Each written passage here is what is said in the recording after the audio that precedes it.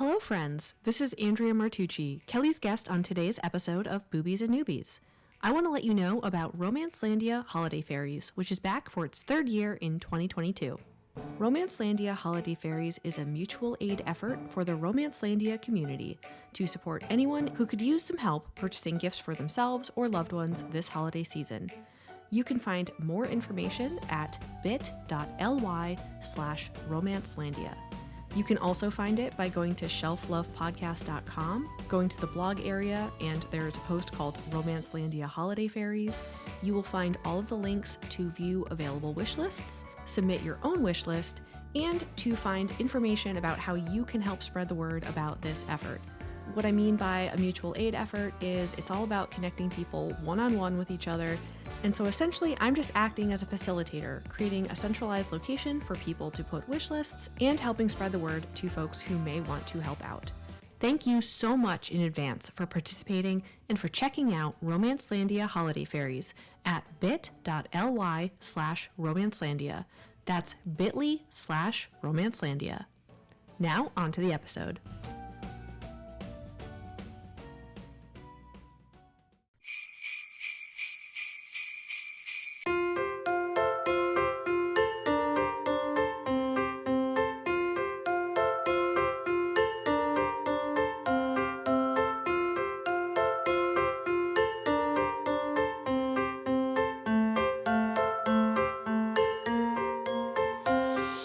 Happy holidays, everybody, and welcome to a special holiday edition of Boobies and Newbies, the podcast that asks novice romance readers to think outside the dick in a box and brave the unbridled world of erotica. I'm your host, Kelly Reynolds, and today's romance review marks the 7th episode in Boobies and Newbies' annual holiday special, The 12 Days of Boobsmas. And for the 7th day of Boobsmas, we're back with more holidays. All December long, we're celebrating the wonderful world of holiday romance books and giving away a few of our favorites along the way. Now, by the time this episode airs, we will likely be wrapping up our final round of Boobsmas giveaways, but of course, the best way to find out if you can still enter and win is to follow us on social media at Boobies Podcast across the channels, except on TikTok, where you will find me at Real Kelly Ray. Following the 12 days of Boobsmas, Boobies and Newbies will be taking a short winter hiatus, but never fear, we will return in early 2023 with more author interviews, more episodes, plus a few new things in the works. And in the meantime, you can always catch up on past episodes, including the 12 days of Boobsmas from years past, by listening on your favorite podcast app or on our website, boobiesandnewbies.com. Also, I'd like to take a moment to shamelessly plug my own holiday novella, Meet Me in Los Feliz. You'll find paperbacks and ebook copies available on Amazon, Barnes & Noble, and perhaps even at your local retailer. And if it's not there, the best way to get the book at your local retailer is to bug them and beg them. It's the perfect way to treat yourself or the romance reader in your life for the holidays. Last but not least, if you feel like spreading a little extra Boobsmas merriment, you might consider leaving Boobies and Newbies a 5-star review on Apple Podcasts and or supporting Boobies and Newbies on Patreon. You will find links for all of the above in today's show notes, but now it's on to today's Boobsmas read. Joining me today is one of my favorite podcasters. She's a returning Boobies and Newbies guest and the brain behind Shelf Love, a podcast that critically explores romantic love stories in pop culture.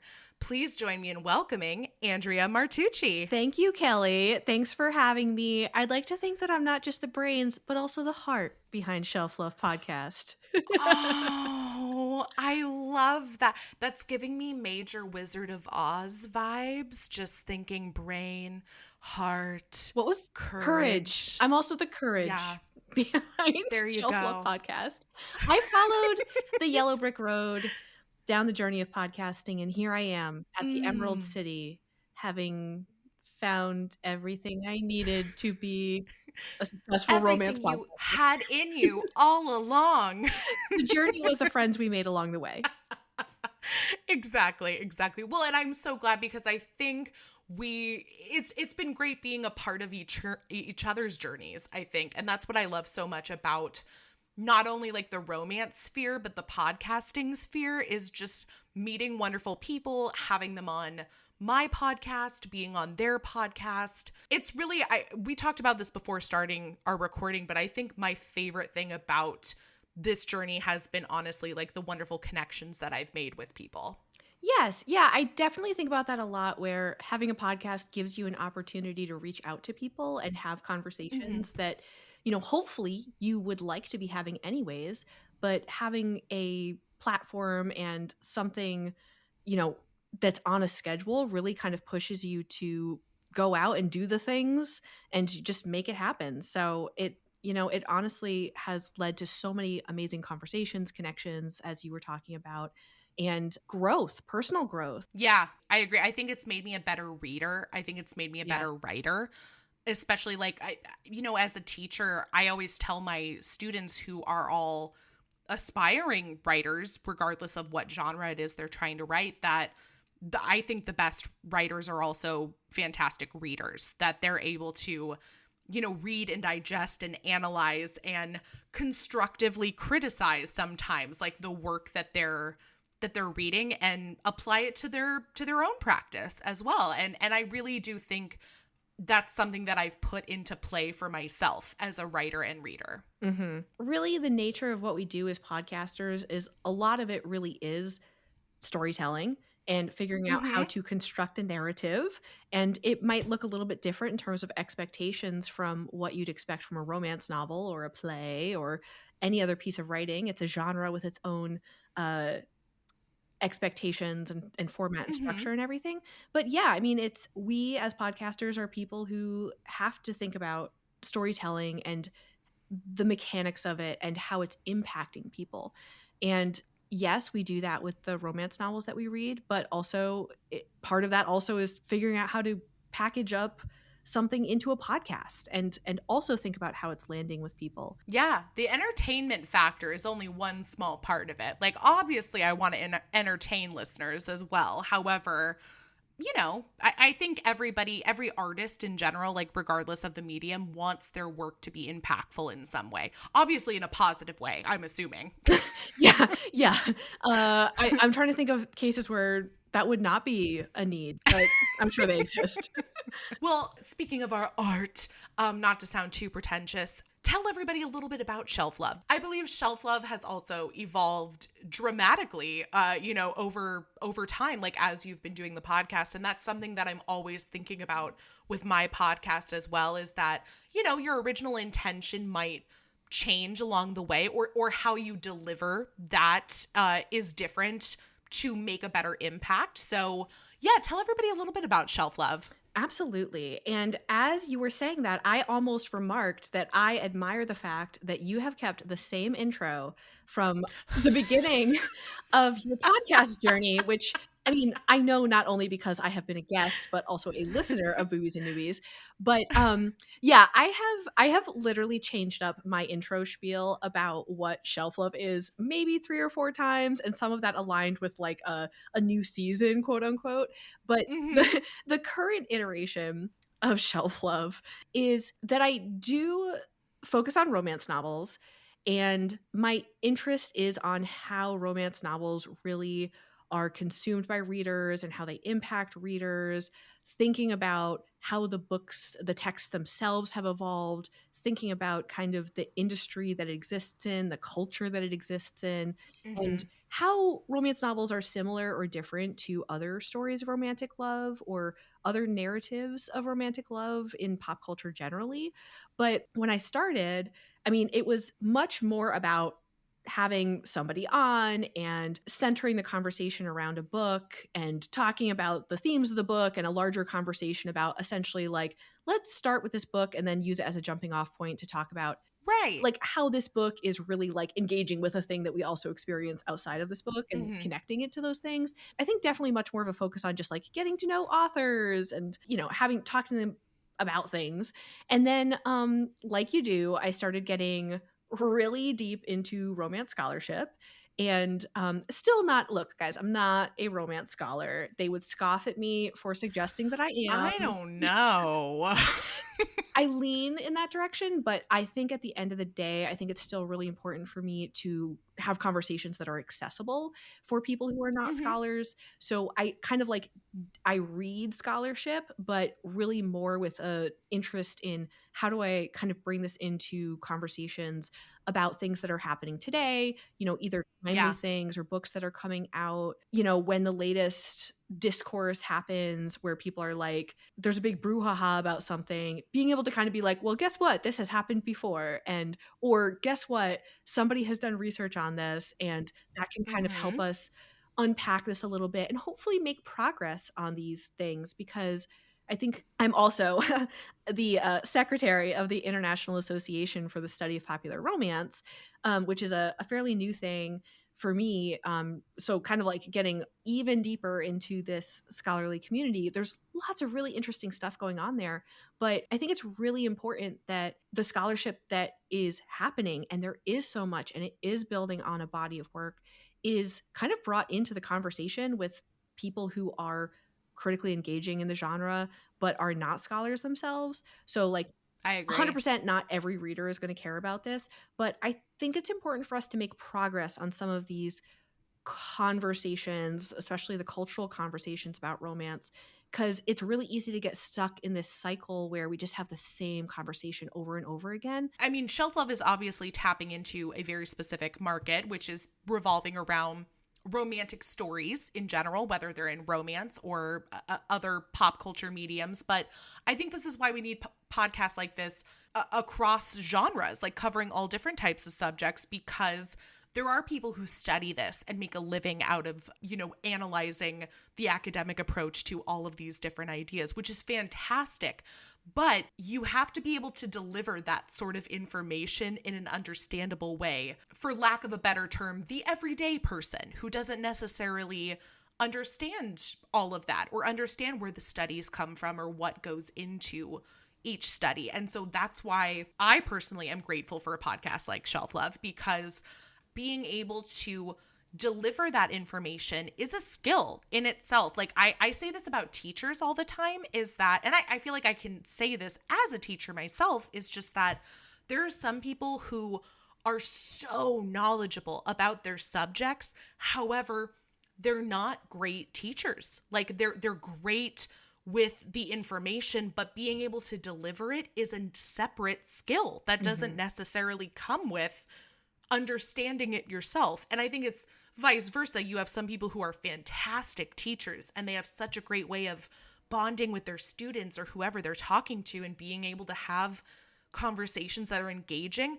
But if they don't know necessarily what they're talking about, or like you said, it's all anecdotal, they're not necessarily doing the work and doing the research or finding the research and being able to break it down, it's not beneficial either. So I do think there is a skill to being able to communicate information effectively to whoever your audience is. And you've done a fantastic job of that with Shelf Love. So I think anybody who is invested in the romance genre, and not just the books, the individual books themselves, but kind of seeing where it's come from, where it's going, recognizing the faults that exist within the romance genre. And I don't think that's a negative thing. I think sometimes people get a little upset when we're critical of certain authors or certain works or just things that exist within like the romance landscape, whether that means like publishing or how we discuss things on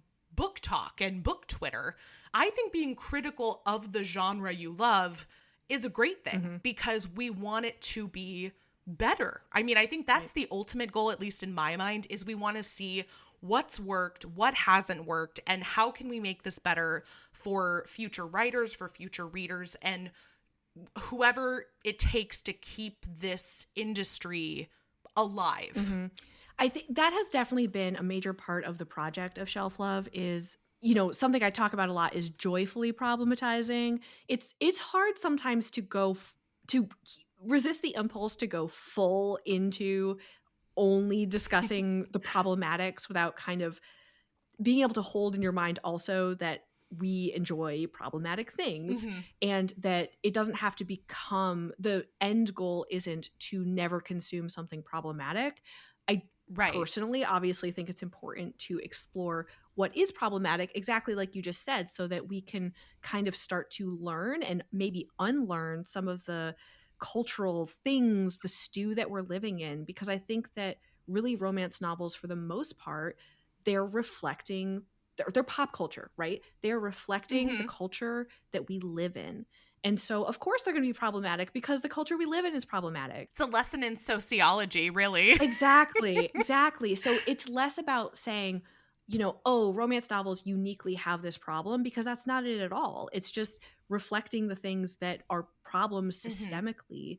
And so I think it is important to really engage with these things, and I mean, accept that some things are problematic and they're okay, except that some things are problematic in a way that starts to become harmful. And I think we also need to talk about that as, Mm-hmm. a community of people talking about romance novels. And I think most importantly, really understanding that, I understand the defensiveness that we feel about romance. We love it. I've been Sure. reading romance novels for like 25 years. Like, I love romance novels. They have brought so many positive things to my life, but I also know that novels that I've read have reinforced harmful things that Mm-hmm. that I really think back on. I'm like, yeah, where did that come from? That was definitely something, about relationships that was reinforced in romance novels. And that's not to say like ban romance novels or ban that romance novel. No. That's so funny too that you brought up joyful problem pro you know what? I mentioned it on the show before and I couldn't say it then It's a either. hard Joyful problematization. problematization. Problematiz Problematization. problematization. So it's funny that you mentioned that because I think it was about a year ago during the 12 Days of Boobsmas 2021 that we had on Dr. Maria de Yes. Blasi, and she had recently recorded an episode with you about joyful problematization. And we talked about it a little bit, and we talked about it when speaking about holiday romance and romance novels. So all that to say that if people want to hear more about it, you can refer back to Andrea's, previous episodes on Shelf Love and look specifically for the one with Dr. Maria de Blasi, because she is also a gem and I loved having her on the 12 Days of I'm Boobsmas. glad that you had her on because, like, yes, I've had her on several episodes of Shelf Love. Every time she's a joy, and so I'm so glad that you also have had an opportunity to bring her Yes. to the listeners of Boobies and Newbies. Oh, yes, it's so true. It's so true. Well, okay, I could talk, critical approach to romance with you for hours, but for our listeners' sake, I'd love to bring it back to the holidays a little bit. And I know you've been on the 12 Days of Boobsmas before, and I re-listened to the episode is it recently. is it fair to say that in years past you're somewhat of a Grinch when it comes to the holiday season in general? Oh my goodness. Okay, last time I was on, I was super grinchy. I can look back on that time and I'm like, okay, I know what was going on there. I think that like I was like resisting a lot of things out of dealing with other things in my life. And I think that since then Mm. a huge project for me, this is maybe related to joyful problematizing, but I mean, I'm trying to like be like, what would enjoying my life be like? you know?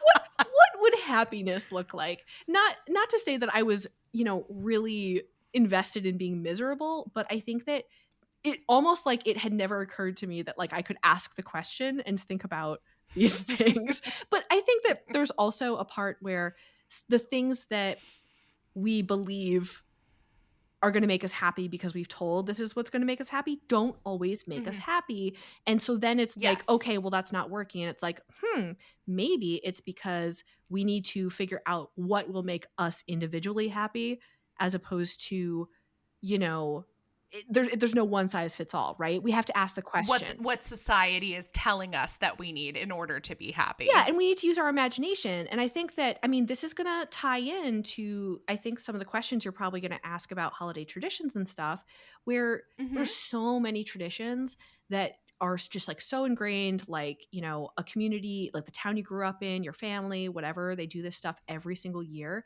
And sometimes it's lovely and amazing.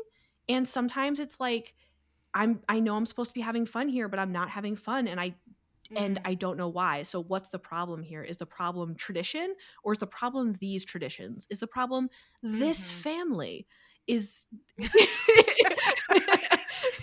All of the above. No, and actually that's so funny you bring that up, because that was something that I think it was the fourth day of Boobsmas episode this year that I talked about with Laura, that, for many years she basically lived very far away from her family. And so during the holidays, it was kind of just like any other time of year. And if not more alienating, Mhm. because she would kind of feel like she wasn't being able to experience certain things that a good chunk of the world was experiencing at that time of year. And allowing allowing yourself some grace, Mhm. allowing yourself to, yes, you can have these traditions and maybe you still love them, but maybe if you're not able to do them every year, that's not necessarily a terrible thing. Like, don't get down on yourself. It allows for opportunities to create new Mm. traditions. It allows for opportunities to even not necessarily make a new tradition, but just do something different for 1 year and not feel guilty about that, Mhm. not feel like you've given up a tradition from years past. So I think that's important to recognize, especially as, whether people recognize it or not, we're still very much living in a pandemic where, Yeah. I mean, I think people kind of think COVID's over at this point. And I think the problem is that it's not, but we're just kind of focusing on so many other things around us. And yes, obviously the threat has lessened. However, I know that there are still plenty of families who are unable to travel to see each other because of the health impact that that could have. If that is you listening and that is you and your family, that's okay. That it is perfectly okay to not have to adhere to specific traditions that you've created over the years, no matter how much you love them, or maybe find ways to adapt them. Like, Mhm. I know in my family, in the last few years, we started doing Secret Santa, especially because we all live all over the Mhm. place in the United States, that we just decided, well, if we can't see each other and everybody's starting to have their own Christmas with their own smaller families, Mhm. that doesn't mean we can stop celebrating. Like, Right. maybe that just means we send one gift to one person. And so now we're going on like year 3 of doing Secret Santa, and I personally love it. I Mhm. think it's very fun, and it's been a great way to kind of like keep in touch with family. Exactly, yes, and I'll save this for when you ask about my holiday traditions, but I think that Well, let's that's do it. yeah, yeah, okay. Let me zip my lip, you ask the questions, and then I'll bring up what's relevant. I was really, the one question I wanted to ask that I've been asking everybody this Boobsmas season is just, do you have a favorite holiday tradition or memory? A favorite holiday tradition. So, okay, so this is actually I'm gonna call this a new tradition, and Love it. this is coming out of kind of what you were just talking about, where, change is hard, and Mm-hmm. there are these external factors like a global pandemic, or also there's these things that happen where, you know, the babies start having babies, and Mm-hmm. and the family dynamics are changing, or like maybe you're not in the same place as family and everybody else is in the same place, like you move locations, you have different economic situations, or Mm-hmm. whatever, right? Being able to kind of create new traditions that work for you and your family situation, it's really important. So I have a 7-year-old daughter, and I think it's been kind of a long time coming, figuring out what we do in our family that's kind of our Mm-hmm. traditions that are new and different from the traditions of our families of origin, where I think it can also be kind of hard for parents to start to like let go of their kind of control over family traditions, because you Yeah. have to allow the next generation to start to figure out what's working for them and their life situation. So, what we did this year was we had a weekend where we kind of decorated the house and we put on music. We've been listening to a lot of pentatonics. Uh, Good one. That's a good one. yes, and we've been watching the videos on YouTube of the music videos. They're really fun. But so we put the music on. We kind of got the mood going. We made some gingerbread cookies. And so it was like an activity, but then also it was Mhm. dessert. And then we spent like a whole evening. It was kind of like a multi-stage activity where we created these salt dough ornaments. So Oh, so first we had to make the dough, and my daughter, like, right. we had the mixer, and so that was fun. And then we rolled it out and, used all the shapes. And then we baked them. So, like there's lots of like, okay, go take a Yeah. break, go watch a Christmas movie or something, right? Come back and decorate. Yeah. Yeah. And so then we had this really lovely evening where we all sat at the table, and it took a little convincing because my daughter at first was like, I don't want to do this. But then she got really into it, and she Of course. and she painted all the ornaments, and I painted ornaments, and my husband painted ornaments. And of course, my husband and I took the cat ornament way too seriously, and we're drawing like realistic, like, cat fur and stuff on there. But Oh, it, of course. but it was like really fun, and we were all just like sitting around, and it was warm, and the mood felt really nice.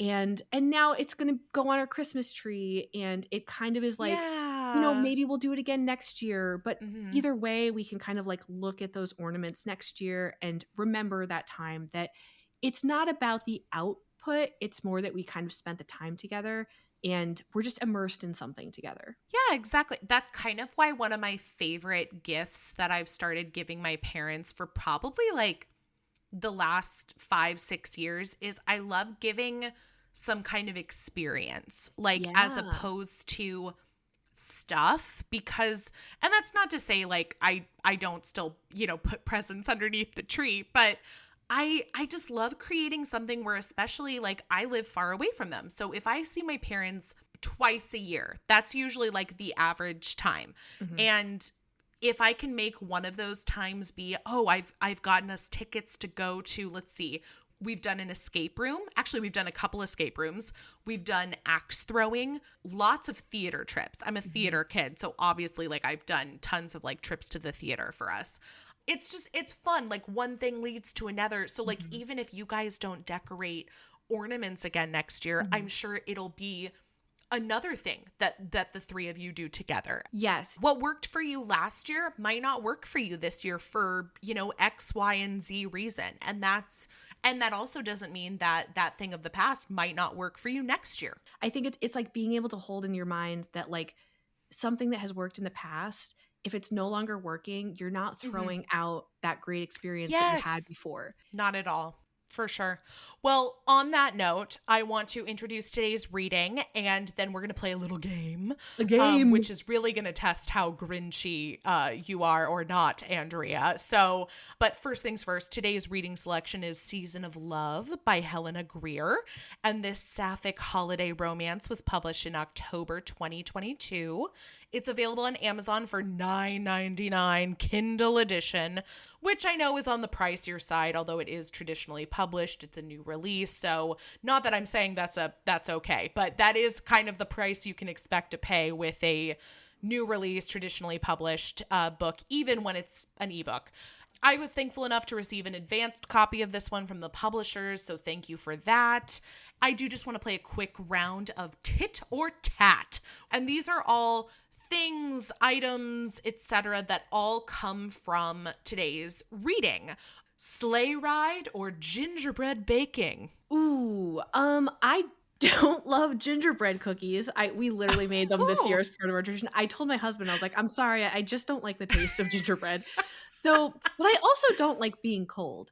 So, I am gonna go with the sleigh ride though, because I like the ambiance. I like it. yeah. I feel like there's also a lot less work that goes into the sleigh ride. Like, yes, you might be cold, but you just show up, you know? As long as I can just show up and sit under like a very warm blanket with perhaps like a Hmm. space heater keeping my feet warm. In the sleigh. I mean, that's an option, right? Yeah, I mean, I didn't say the specifications about the sleigh ride. I'm So if you're, imagining, I'm imagining, I'm using my imagination here, Kelly. I love it. Okay, on to something tasty, or I think it is at least, and that is a cookie swap or hot cocoa tasting. Ooh, okay. Hot cocoa tasting, like there's like different flavors of hot cocoa. So they mention this in the book as just like a quick, I mean, there's no discussion about it. They just mentioned that this farm does hot cocoa tastings as an event. And in my mind, I was picturing like when you go to do like a flight of beer tasting, but it's like hot cocoa. Okay, so like here's some gingerbread hot cocoa, here's some not licorice. Oh my God, that's gross. Like a white chocolate or like like a fruity one, like maybe like an orange or a raspberry or something. That sounds delicious. And I'm sure some of them would be a little bit like, ew, but it would be fun. It'd be fun. And also hot chocolate is delicious. I also am like wondering, in all the places that I've been to where I've done flight tastings of a lot of different things. I've done like a cheese flight tasting. I've done a chocolate truffles tasting. I've done cider. And I'm just like, where are the hot cocoa tastings? Like, I feel like that's an untapped market. Yeah. Like, well, now that you're listing that, I'm like, a cheese flight? Oh my God. I mean, it kind of sounds like a, what do you call those platters? A charcuterie board. A charcuterie board. Yes. But I love charcuterie boards. But also, I mean, like, I would do like a macaroni and cheese flight.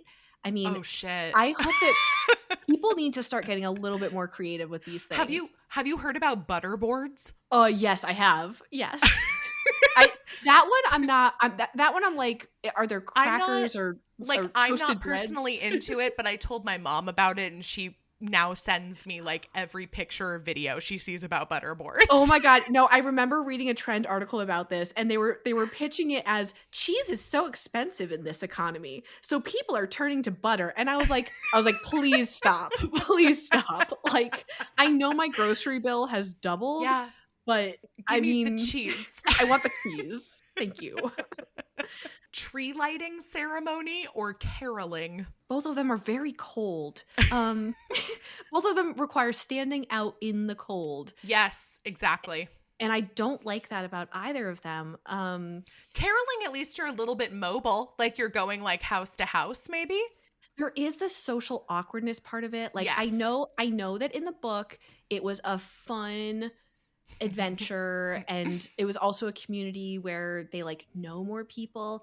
I don't know if I can get over the cringe factor. I prefer being somebody in the middle of a crowd at a tree lighting. I agree. I agree. And like, and for the exact same reason. Yeah, I take the tree lighting. How about white lights or rainbow lights? White lights, because I am classy like that. Yeah, enough said. How about city living or farm living? Oh, city living. I need my accoutrements. I like visiting places like the one in the book, which by the way is called Advent. Like it's the town of Advent, which I thought was a cute nod. But I can't live there. I can't. I need to be able to, in my mind, I need to be within 10 minutes maximum of a grocery store. That's like the number one on my list of like, I need to be near a grocery store.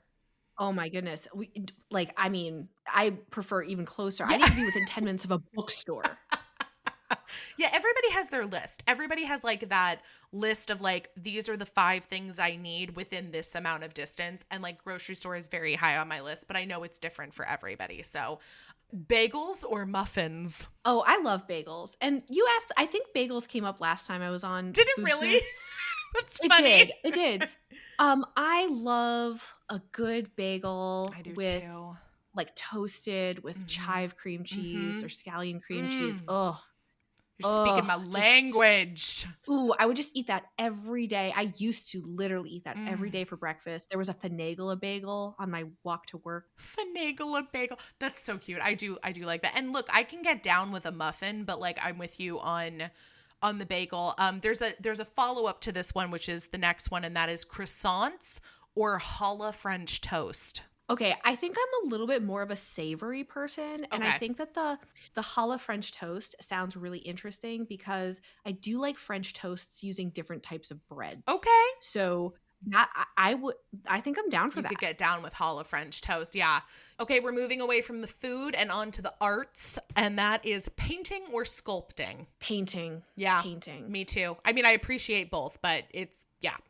And then how about a visit to the antique shop or a visit to the flea market? Ooh, I've never been to a really good flea market, and I would love to have a really good flea market where you actually find the sort of like inexpensive but like awesome finds, as opposed to like it's cool stuff, but you can't afford any of it. Have you ever watched Flea Market Flip? No. Because that takes place on the East Coast. They go to a lot of flea markets on the East Coast. Okay, I'm gonna have to. Well, okay, I was gonna say I would check that out, but like, reality TV shows literally make my skin crawl. It is not like that, I promise. Like, these are like 25-minute episodes, like very short. And the flea markets they go to most often are in New York, Massachusetts, and Connecticut. And it's very much just like, we're going to buy things that fit the parameters of our challenge. We are going to rehab them, go back to the same flea market, and then try and upsell them. And no, oh my God, I have seen an episode, but here's the part I can't handle. Awkward conversations between strangers, and like, because they have to like try to convince somebody to buy their thing, and then they have to like talk somebody down. That is just the kind of social interaction. Do you know what kind of secondhand purchasing I like? The kind that happens online. And then you just show up and grab it and go. No, like eBay. Like, I've been buying a lot of. You don't even show up; they just send it to you. I like to browse what's available on the digital thrift store marketplace, because then I can just have 800 Harlequin blazes show up on my doorstep, and I didn't have to talk to anybody. Fair enough. I saved what I think is the toughest one for last, and that is Joshua Jackson or Timothy Oliphant. Ooh, I mean, this is not even hard for me. Oh God. Okay, now I'm like really curious who you're gonna pick, because I happen to love both of these men. So go for it. Well, no, but now I want to know who's yours. Who do you have to choose in this terrible Sophie's choice? So my generation says I should choose Joshua Jackson because of growing up with like Dawson's Creek. However, Timothy Oliphant is so yummy. And he played one of my favorite bad guys ever in Die Hard #4. And he was just so good. But Joshua Jackson, on the other hand, not only do we have like the attachment to him from like Dawson's Creek, he has aged up in such a delicious way that and his wife is super sexy too. I'm like, if you could have like a threesome with him and his wife, like their PR team is doing a fantastic job at selling that relationship. Yep. I just want to say that because they are definitely presenting that like couple goals aura. Yes. Because I totally know what you're talking about. Okay. All right. I think I'm going to go with Joshua Jackson on this one, even though I do love Timothy Oliphant. All right. It was a no-brainer for me, Timothy Oliphant. And really? Okay. I think there's that catch and release scene with Jennifer where he Garner. pins her to the wall and they like make out. Yeah. No, and he just has this like crooked. There's something about his crooked grin. Yeah, and he has like a little scar, I think, too, like right around like where his lips are. Oh no, it's I think that Joshua Jackson, like, I'm not like opposed to him, but I think that there's something about his particular brand of charm where he seems a little like skeezy, and maybe it's just the characters. He's like he seems a little bit like he's trying too hard to charm you, where Timothy Oliphant has played a lot of characters where he's a little bit rougher around the edges. Yeah. And he can throw you around like a little bit. And I also love people who are not socially competent. And that's why people who are too charming make me weirded out. I am not attracted to Joshua Jackson from Dawson's Creek at all. Like, I know that it's like a millennial thing, but like that's not – I'm attracted to him now in like his starting to gray, you know, definitely older, a little bit thicker, like, and of course his wife is gorgeous, but I'm just like the looks that the two of them will share, like when they're like in public, and like the way he'll put like his hand on her back or something, I just look and I'm like, oh my God, you two have incredible sex. Like I can just feel what it. What does it say? I mean, because I know what you're talking about. What does it say about me that I'm like literally? I chalk all of that up to. I'm like, they have like coaching sessions that where both of them practice. I think celebrities do. I think there are couples that do, but in my heart, I'm just like, no, they're real. It's in your fantasy version of this. Yes, I love it. Let's buy into that. Oh, God. Anyway, that's the end of that. And I'm going to go ahead and give the synopsis for today's book, and then we will chat. So here we go. Miriam Blum has no choice but to face the past she thought she'd left behind when she inherits her great aunt's Christmas tree farm in this witty, glittering, heart-filled rom-com. We'll talk about that in a second. Thanks to her thriving art career, Miriam Blum finally has her decoupaged glitter ducks in a row until devastating news forces her to a very unwanted family reunion. Her beloved great aunt Cass has passed and left Miriam part owner of Carrigan's, her, ironically, Jewish-run Christmas tree farm. But Miriam's plans to sit Shiva, avoid her parents, then point Carrigan's in her rearview mirror are spoiled when she learns the business is at risk of going under. To have any chance of turning things around, she'll need to work with the farm's grumpy manager, as long as the attraction sparking between them doesn't set all their trees on fire first. Noelle Northwood wants Miriam Blum gone, even if her ingenious ideas and sensitive soul keep showing Noelle there's more to Cass's niece than meets the eye. But saving Carrigan's requires trust, love, and risking it all for the chance to make their wildest dreams come true. So because our episode is already running on the longer side, because that tends to happen when Andrea and I talk romance in general, we definitely will probably be keeping this romance chat on the shorter end. And I think one of the things that I wanted to talk about most when it comes to this book is that I felt like there was a little bit of an inconsistency when it came to the way this book was marketed versus the actual read of this book, because I don't know about you, Andrea, but I've seen this book circulating. I've seen this cover. I think the cover is absolutely adorable and actually a great, accurate representation for the characters in the book. But one of the things I thought I was going to read was a fun, lighthearted rom-com full of Jewish characters set during presumably Hanukkah, but who also run a Christmas tree farm, which, yes, I know that's hilarious and ironic. However, I think I was really surprised by how dark this book was, because it focuses predominantly on Miriam, Miri, our main character. Is it Miri or Mimi? I think they call her both in the story. I think her name is Miriam, but I feel like it was shortened to Miri and Mimi, depending on who she was talking to. And like maybe Mimi was more of like a pet name or like a family name. A lot of the story focuses on her grief. And I guess I just was not expecting that because of the way that the book's been marketed. Yeah, and I think, so full disclosure, I also received an advanced reader copy of this book, and I also saw it around, I'm mutuals with Helena Greer, the author, on multiple social media platforms, and I was really excited about it because, you know, obviously I'm really happy that this book exists, and it has a fat butch heroine, it has a bisexual Jewish main character.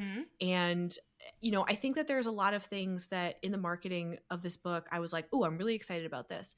I think what you said about, you know, kind of like the tone of this, I think that, yeah, like, especially reading this in the context of like Boobsmas, Yeah. I think that, you know, I think a lot of the marketing really was giving the expectation that this was going to give that feeling of a Hallmark movie, Right. but Jewish. Like that was kind of the promise there. So I think I was a little caught off guard at how pervasive grief and trauma were in this story.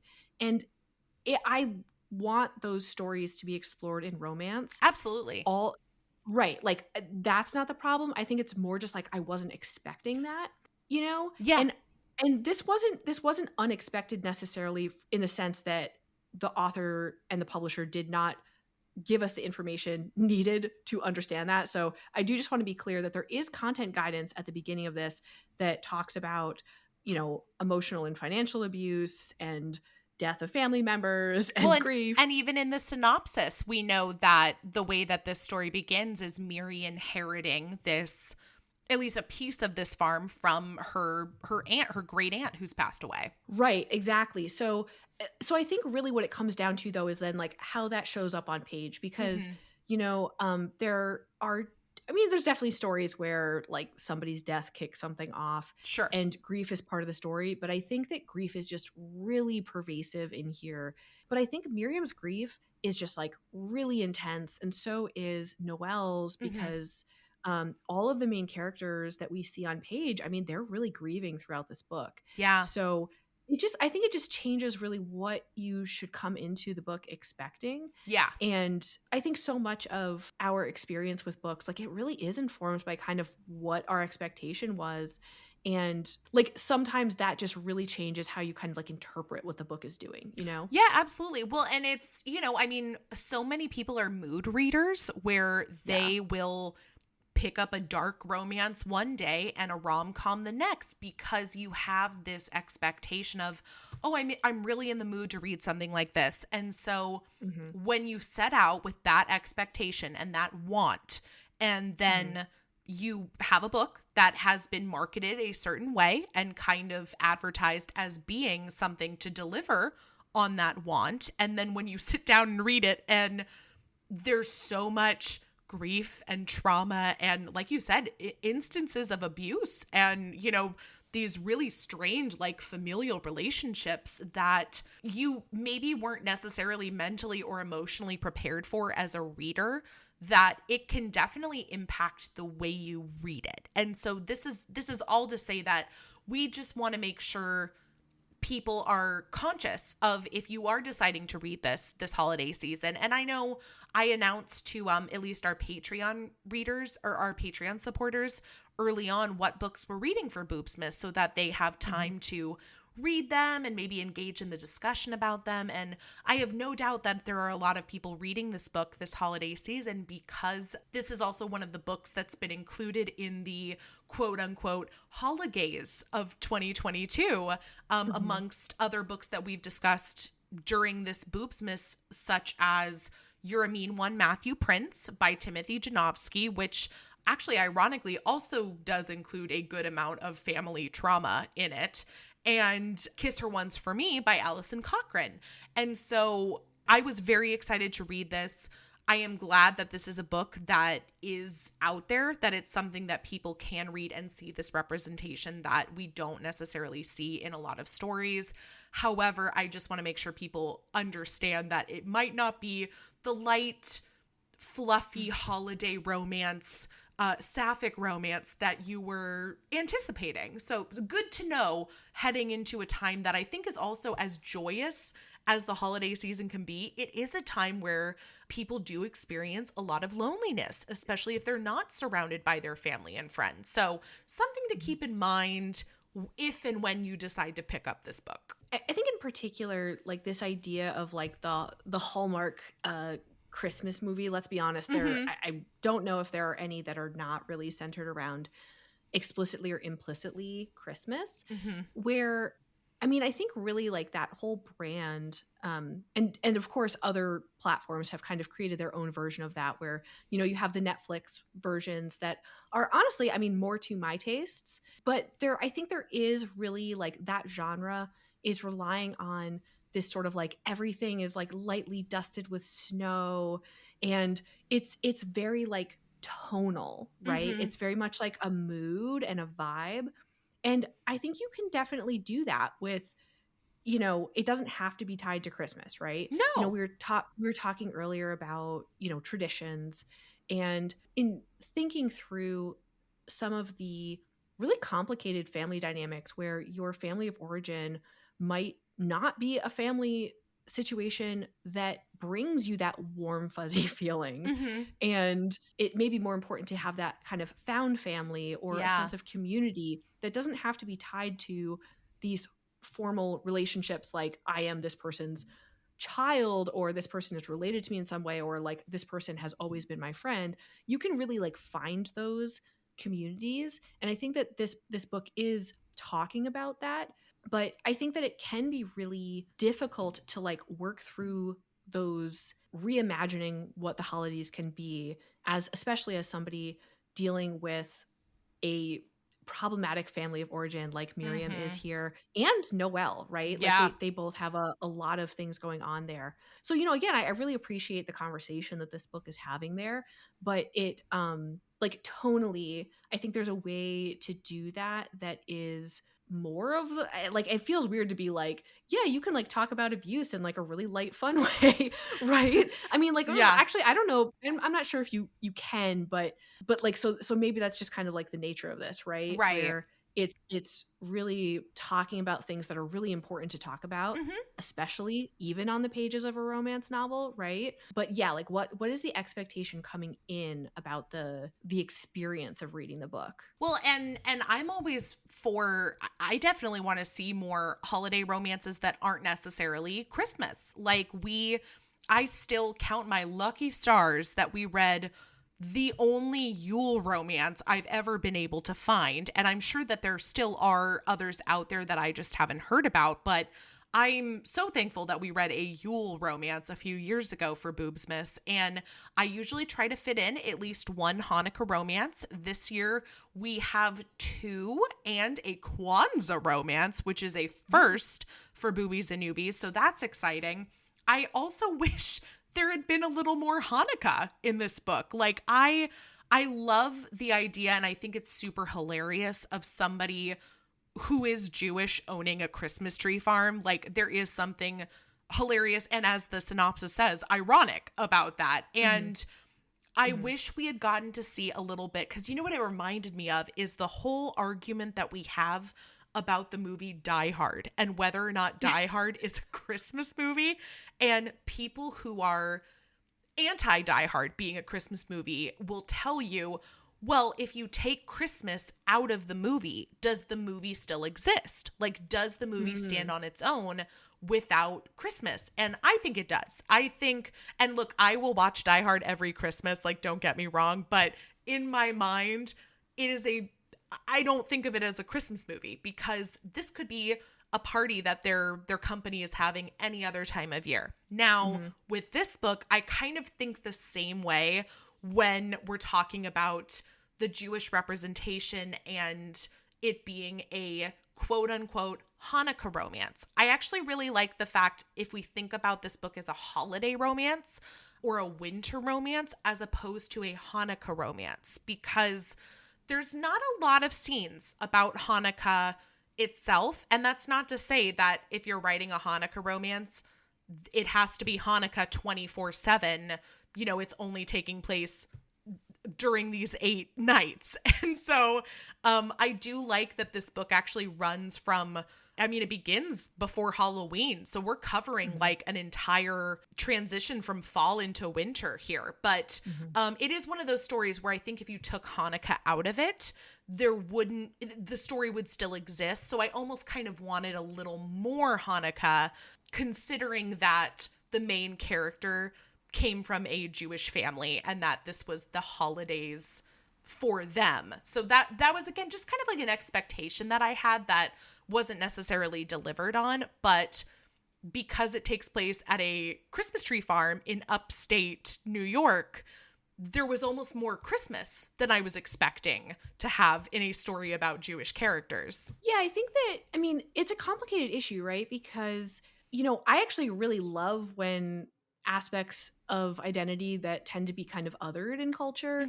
like, are not the revolving point of a character's identity or, what's going on. And also, I don't think Hanukkah is like a major holiday the way like Christmas It's definitely is not, Christians. because we have Becky Feldman from Too Stupid to Live on this podcast every 12 days of Boobsmas, and every year we talk about how Hanukkah romance is very inaccurate most of the time, because as an adult person, you're not necessarily spinning the dreidel every day and lighting the menorah and saying a prayer and creating this feast. And so in that regards, she, Becky and I have talked about it, where she does want to see more romance where characters can be Jewish and maybe not celebrate Hanukkah and make it this grand event. Well, and so I guess in that sense, it's like trying, and because I also think that there are movies that feel like Christmas movies, particularly a lot of like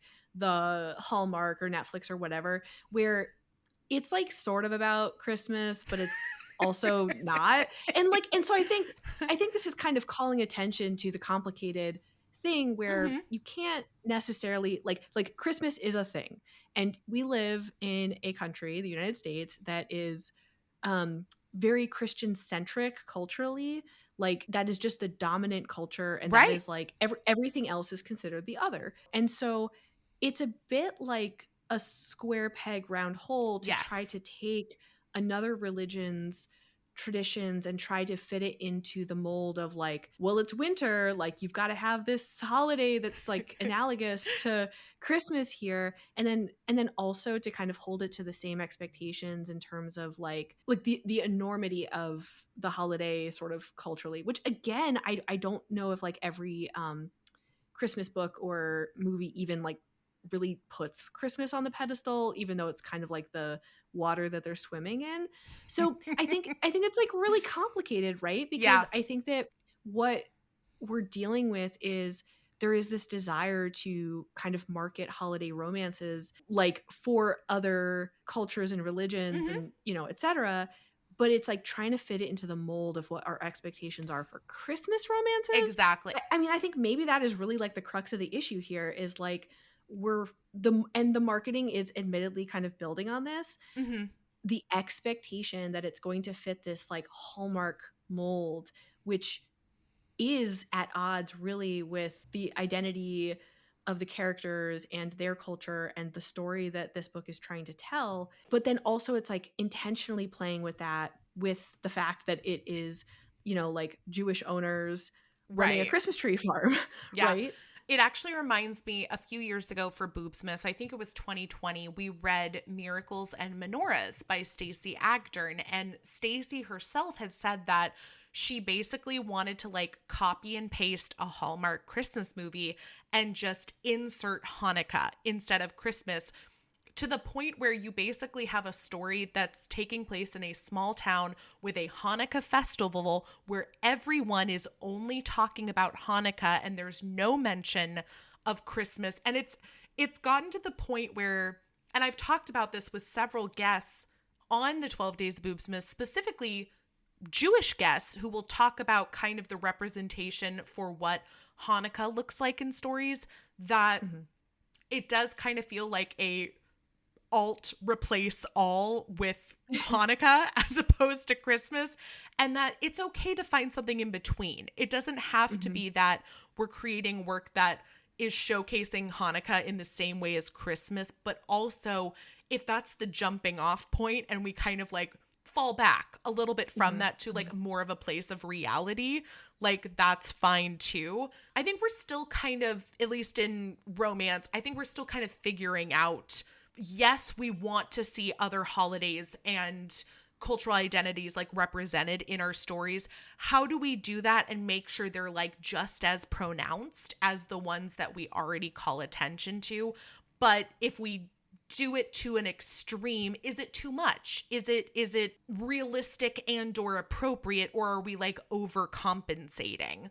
And so I think people are still trying to figure that out, which this book is an interesting one because it's not a Hanukkah romance. It is not like all about Hanukkah. But is that a negative thing? I don't think so. Right. And I think it has a lot to do with like what we're assuming is the norm and then what we're trying to make fit into that Right. norm. And so if you start the conversation of what is a holiday romance around a starting place of things that were essentially 100% Christmas, Yeah. you're setting yourself up for failure. And I think that we also have to acknowledge that like this book was traditionally published, that there are commercial pressures to kind of capitalize on the interest in holiday Sure. romances, right? And so I think that that's where you can kind of start to see like, well, okay, so we have built up this cultural understanding about like what a holiday romance story is, and it's informed by Hallmark, which is like an a specifically explicitly sort of Christian centric Mm-hmm. media platform. And yes, that has sort of been borrowed by, you know, Netflix, that kind of takes that and then makes it a bit more like non-denominational or like They try, at least. Yeah, like it's still kind of about Christmas, but it's like a little bit less like Jesus-y, and like it's a little spicier. We just and see lights in the background. right. But like, you know, like, and so then like in romance, like same thing. There's this sort of like expectation. I mean, we were talking about this earlier, tonal expectations, right? Like literally down to like snow. Like we can kind of picture in our head the scene that we're talking about. Yep. And not only is that really tied to these kind of physical markers of like Christmas, you know, I mean, also that's like, it doesn't snow everywhere where people celebrate Christmas on Christmas Day. Like there's a reason I wrote a holiday romance set in Los Angeles. Like, right? I've never had a white Christmas. Right. So even like, you know, can you create like a successful Hallmark movie where they're not someplace where it snows? Like, or it doesn't, it's not a place where it doesn't snow, but then it magically snows on Christmas. Like, so I think that really that's like, that is maybe like the point to go back to here, where I understand kind of like the desire to pull these things together and make them new. But maybe, I mean, part of the struggle is readers, including us, where we're coming in with so much cultural baggage that influence adjusting our expectations and like what like the norm is, that's the quote unquote norm that's like been created. And like, again, I think the marketing for this book really wanted us to do that. So, you know, but that's not the author's choice necessarily. And I think, you know, like traditional publishing is like a whole other conversation. But if you think about that too, there is this desire to more holiday media to this really capitalistic and commercial starting point, right? There's this idea that we can kind of consume the perfect holiday. And if we do the right things, we eat the right foods, have the right, it's a checklist, parties, we see the right people on the holidays. Unless we can check all of those boxes off, unless we have the perfect presents for all of them, it's not complete. And I mean, I think so I think it's really hard to kind of like separate all of that. I agree. Yeah. I think it's hard to separate from that as both the reader and the writer. Like that it's just, I mean, even when I was working on my holiday novella, I knew, because it takes place in Los Angeles, that I was already bucking away from so many traditions that we associate with the holidays, at least in our media. Because like in real life, that's not what I associate with the holidays. I don't have a white Christmas. We don't go sledding. We don't create gingerbread cookie. You know, I mean, it's, but then a part of me was also like, because I'm bucking with so many traditions when it comes to holiday romance, I need to make sure that it is clear this is a holiday book. Like they are doing holiday activities. They are attending holiday events and drinking holiday themed drinks, because the last thing I want is if somebody like me is reading and reviewing my holiday novella to say that there's not enough holiday in this. Like this could have been any other time of year. And that's, you know, something that I kept in mind when I was working on my book. And as a reader, even when we're reviewing books for the 12 Days of Boobsmas, one of the ratings we give is holiday. So, I mean, there's just, and we all have our own idea of like what that entails. But I think a lot of it is very collectively influenced by how we usually see holidays portrayed in the books, movies, shows that we read and watch. Right, which this is a systemic issue, right? Because it should not be our starting point. It should not be the norm that is really what is directing the conversation or directing our ideas around what a holiday romance is. Oh, heavens. And I will say, you know, especially because as we wrap things up, there are a couple things I just want to mention that I do think there will probably be a second book, a connected book, because there are a couple of characters who at the end, we know that they have some sort of past relationship together, and Levi comes back to town. And so I assume there's going to be another book between Levi and Hannah. I don't know for sure. I haven't read anything to say so, but you know, as a romance reader, you can kind of pick up on these things. And then I'm just going to skip over the portion where we would normally share our favorite excerpts from the book, because there aren't any. It is a closed door romance, which, you know, I mean, I was a little disappointed about, just because there were a few times where things would start to get hot and heavy between Miri and Noelle, and I got very excited, and, only to cut to the next day. So, but I also know that there are a lot of people who do enjoy reading closed door romance, and if that's you, congratulations. That was so bitter. You're like, yeah, congratulations for you. No, yeah, I'm on record. I prefer to choose and read books that have on page sex, right? I do too. And that's not to say that I don't enjoy closed door, because there have been plenty of closed door romances that I have enjoyed.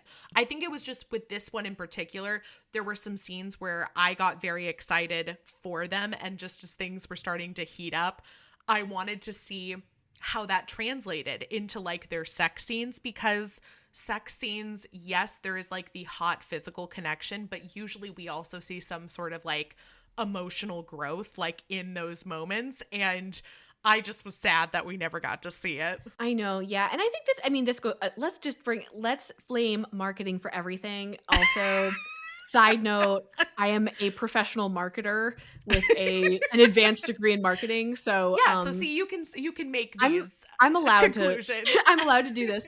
I will just say, I mean, like there's been a lot of conversation about this, about how it's kind of hard to tell from covers, especially with, the illustrated cover trend. It's kind of hard to get an idea of like the spice level. Yeah. I don't even like saying the word spice, but you know what I mean? Kind of the explicit sexuality of a book going in based on the cover. So, I mean, personally, I wish it was clear on covers what I was going to expect, where like looking at the cover, like nothing about it suggests that there's going to be explicit sexuality. Right. However, there are also a lot of books that similarly don't make it seem like there will be, and then there really is, which just gives me, as a avid romance reader, that sense of like unpredictability, where I would prefer to know going in just so that I can set my expectations. Well, and usually then when you don't know, because like this is also coming from somebody who has an illustrated cover on their romance novella, that if you can't pick up on it from the cover, generally you turn to the marketing and you turn to like the taglines and the way people are promoting this book. And I shared a lot of promotional material that would suggest there were steamy scenes in my book, and I shared excerpts and everything. And I think that's the tough thing, especially when it comes to the holiday romances. And I've talked about this on Boobsmas before, but talk about setting specific expectations. I think we have this expectation that because of things like Hallmark, and I love watching a Hallmark Christmas movie, we have this idea that there's not going to be any sex in this. And if we do get some sexy, steamy moments, fantastic. But I think there are also a lot of people who gravitate towards Hallmark and Christmas romance in general who maybe aren't necessarily looking for that. They're looking more for the holidays as opposed to the heat, which I think, especially as we dive into doing our ratings, I kind of just want to skip over the heat rating entirely and even the humor rating entirely and focus only on the heart and the holidays, which I feel like is kind of where this book is at, because I don't think of it as a rom-com. It's definitely not a steamy book. There's no open door sex scenes. So I feel like heart and holidays are really what we've got to go on with this one. Yeah. And I think that like contextually, you and I read this in the context of Boobsmas. So like, I think that like, just like, let's also keep that in mind, where like, also if we were discussing this book outside of that context, I think we would have a very different conversation. Right. So how about when it comes to heart, what do we think? Scale of 1 to 10. Okay. I'm going to interpret heart as emotions. I do too. I call it like the feels, like the feeling factor, where I'm like, that can apply to not only like the romantic relationship, but also the family, the friendships, like, the different feelings and emotions between everybody. This book is the epitome of I just have a lot of feelings. So there's a lot of feelings for everybody. I'm going to say that the scale, it's an 11 out of 10. Yeah. Fair enough. Yeah. I was the same way. And that's kind of why I was like, for as little humor and heat as there is, there it's going off the charts when it comes to like the heart. And so I'm with you. How about holiday rating? What do you think? Which holiday? All of them. I mean, really, it's just Yeah. I think, part of the plot is they are running this Christmas tree farm that is also having all these events, literally with the purpose of getting people to buy things to come support, keep them financially afloat. So there's a lot of Christmas events, like the questions you were asking beforehand. There's a lot of those sort of indicators of like Christmas and winter activities. Oh God, and even before that, they opened the day after Halloween. Like, I mean, they've got like 2 solid months. Yeah. There's a lot of holidays, and just from a representation standpoint, there is a lot of discussion of various Jewish holidays and holy days and such in that mix. Not even just holidays, but also just kind of the run of the mill, like as a Jewish person, these are the rituals and routines that are related to Judaism, right? So there was a lot of that. I guess I wouldn't call that specifically holiday, but some of it is holiday related, but not all of it. Yeah, exactly. So I mean, let's give it a 9. I don't know what would have made it a 10 in this case, but I'm with you. I feel like I would keep it around a 9 as well. And not to say that there's any shortage of activities happening at this farm, because they're just adding more and more like day to day. But for me, there was a lot of discussion about them, but we maybe didn't get to see all of them. And so I feel like I was being told about a lot of the things that are happening in and around the farm that I wanted to see. I wanted to see them like actually in action. And so I think that's why I would have taken a point away for the holiday rating on this one. Solid. Yeah. Agree. Yeah. I know that this is a little bit longer of an episode as far as the 12 days of Boobsmas go, and that we actually covered a lot more in terms of like romance in general as opposed to like the book itself. But this is why I like to talk to people like Andrea, because sometimes, as you said, with Shelf Love, the discussion begins with the book, and that's just a jumping off point that leads to some larger conversations that need to be had about the genre, about publishing, about where we want to see romance go in the future. And I, for one, am thankful that we had this conversation, and I look forward to many more conversations like this with you in the future. Samesies. I'm always happy to be invited onto Boobies and Newbies, and especially I think that I had to come back and correct the idea that I am a total Grinch. I'm antisocial for sure. And that's fine. Yeah, but I'm slightly less Grinchy than last time. So I appreciate the opportunity to correct the record, show that I am not a total stick in the mud. just like a stick in the like frozen mud. Who knows? Maybe by this time next year you'll be like leading caroling sessions around like your neighborhood. I mean, maybe never, but we can dream. That can be the family activity that you do next year. I mean, no comment. I will neither confirm nor deny, just, Fair enough. Well, we've only got a few days left of Boobsmas, so everybody make sure you tune back in for another episode. Obviously, because we've got 12 episodes to pack into 24 days, they are dropping round the clock, so you don't have to wait long until the next one. But until then, Andrea and I will leave you with this. On the 7th day of Boobsmas, my lover gave to me 7 minutes in heaven.